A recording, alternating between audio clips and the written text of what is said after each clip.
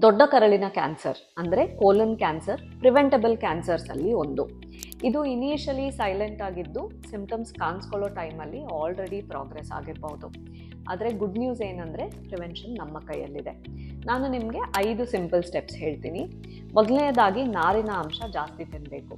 ಈ ಹಣ್ಣು, ತರಕಾರಿ, ಹೋಲ್ ಗ್ರೇನ್ಸ್ ಇವು ಮೋಷನ್ನ ಸಾಫ್ಟ್ ಮಾಡೋದಕ್ಕೆ ಹೆಲ್ಪ್ ಮಾಡುತ್ತವೆ ಮತ್ತು ಟಾಕ್ಸಿನ್ಸ್ನ ಬಾಡಿಯಿಂದ ಹೊರಗೆ ಹಾಕೋದಕ್ಕೆ ಹೆಲ್ಪ್ ಮಾಡುತ್ತವೆ. ಎರಡನೇದಾಗಿ ಈ ಸಿಗರೆಟ್ಟು, ತಂಬಾಕು, ಆಲ್ಕೋಹಾಲ್ ಇವೆಲ್ಲ ಡೈರೆಕ್ಟ್ ಆಗಿ ಕ್ಯಾನ್ಸರ್ ರಿಸ್ಕ್ನ ಜಾಸ್ತಿ ಮಾಡುತ್ತವೆ. ಜಸ್ಟ್ ಲಿಟಲ್, ಜಸ್ಟ್ ಒಕೇಶ್ನಲ್ ಅಂತ ಅಂದ್ಕೊಂಡು ಕಂಟಿನ್ಯೂ ಮಾಡೋದು ಬೇಡ. ಇವನ್ನ ಕಡಿಮೆ ಮಾಡ್ಕೊಳ್ಳಿ.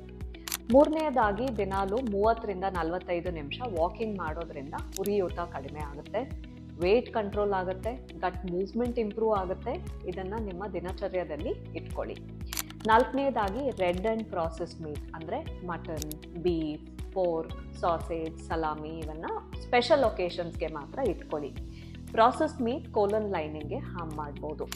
ಐದನೇದಾಗಿ 45 ವರ್ಷದ ಮೇಲೆ ಇದ್ದರೆ ಸ್ಕ್ರೀನಿಂಗ್ ಕೊಲೊನೋಸ್ಕೋಪಿ ಮಾಡಿಸ್ಕೊಳ್ಳೋದು ಒಳ್ಳೆಯದು. ಬರೋ ಮೊದಲೇ ಸ್ಮಾಲ್ ಪಾಲಿಪ್ಸ್ ಇರುತ್ತೆ. ಪಾಲಿಪ್ಸ್ ಅಂದರೆ ಸ್ಮಾಲ್ ಸ್ವೆಲ್ಲಿಂಗ್ಸ್. ಕೊಲೊನೋಸ್ಕೋಪಿಯಲ್ಲಿ ಇವನ್ನು ಡಿಟೆಕ್ಟ್ ಮಾಡಿ ರಿಮೂವ್ ಮಾಡ್ಬೋದು. ಸೊ ಕ್ಯಾನ್ಸರ್ ಪ್ರಿವೆಂಟ್ ಮಾಡ್ಬೋದು. Remember, colon cancer is silent, but prevention is powerful.